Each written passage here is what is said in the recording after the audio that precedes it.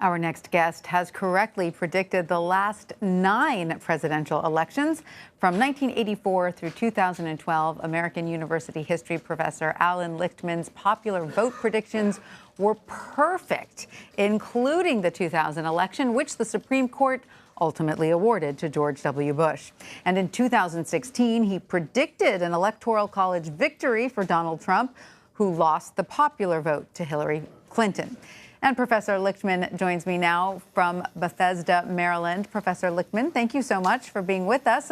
Not only are your predictions overwhelmingly correct, but you often make them very early. Can you give us an explanation of how your prediction model works? It's very simple. Forget the polls, forget the pundits, forget conventional political analysis. American presidential elections are votes up or down on the strength and performance of the party holding the White House. And I have 13 keys, 13 key factors that gauge that strength and performance.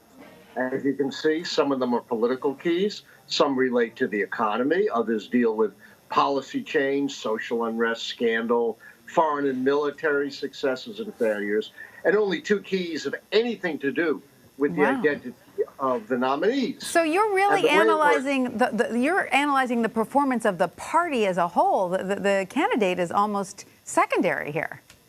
That's exactly right. Remember, the Democrats were running in 2016, but their sitting president couldn't run. So I was analyzing the prospects for the Democrats. And the way it works is real simple.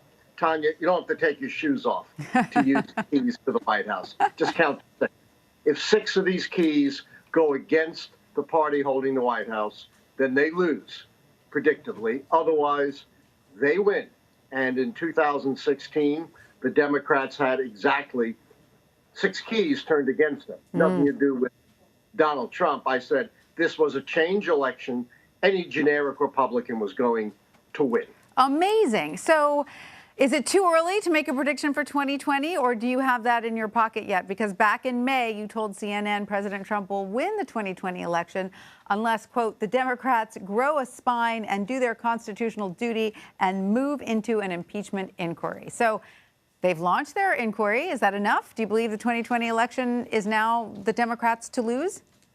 No. You know, you mentioned some of my predictions have come very early. I predicted the very hard to win 2012 election in 2010. I predicted George Bush's reelection in 2004, also a couple of years ahead of time. But sometimes the keys are very difficult to call, and this is one of those times. I don't think an inquiry is enough. I think to nail down that scandal key that you saw portrayed, which would be another key turned against the incumbent Republicans, you've got to go through with actual impeachment, make Trump the 3rd president in history to actually be impeached by the full House. I think that's going to happen. I think that's going to nail down a key, but that's only 4 keys against the party in power. They need 2 more to fall, but impeachment could trigger other keys, a 3rd-party key, a challenge for the nomination, plus the economy could turn down. There could be a foreign policy disaster, but the impeachment would nail down the scandal key and make Donald Trump just 2 keys short of defeat, kind of eliminating his cushion and maybe taking the tree on other keys. Now, I get it. I understand your model, but I do want to point out that this election is unlike any other in a variety of ways, one of which we have a huge field of Democratic candidates. So I understand that you say the party is more important than the candidate when it comes to your model.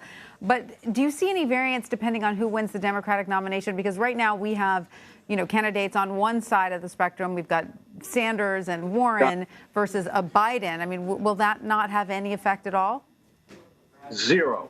Look, you had just as many candidates on the Republican side last time. It doesn't matter for the challenging party. They can fight all they want. Internal fights only matter for the governing party, the party that holds the White House. And as far as issues and ideology is concerned, those factors have 0.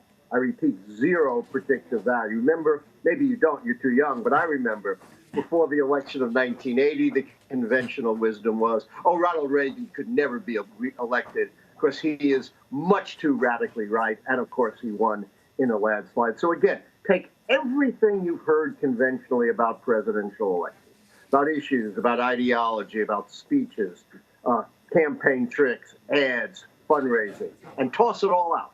Doesn't matter. What has predictive value is the strength and performance of the White House party. Amazing. I find all this very fascinating, especially since President Trump and members of his orbit and his campaign have certainly more than suggested that opening an impeachment inquiry would actually backfire on Democrats. So what clues do other impeachments give us as to whether that's true? I mean, we know it wasn't politically popular when Clinton was impeached. So why do you think that it will actually, in this case, help Democrats? Tanya, take more of the conventional wisdom and do to it what the great philosopher David Hume said, do to works of superstition. Consign it to the flames, it's wrong again. Certainly there was a small backlash during the impeachment process of Bill Clinton that led Republicans to gain a couple of seats in the House. But they kept the House, and they got the biggest prize in American politics. Everyone forgets they won the presidency in 2000.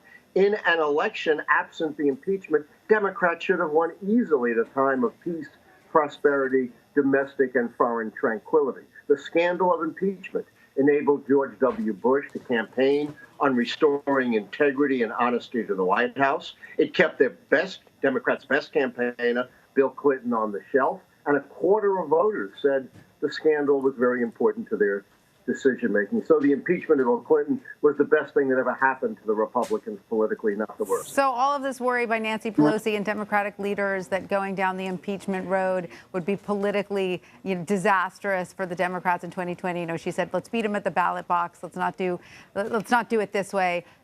That is not the way you see it.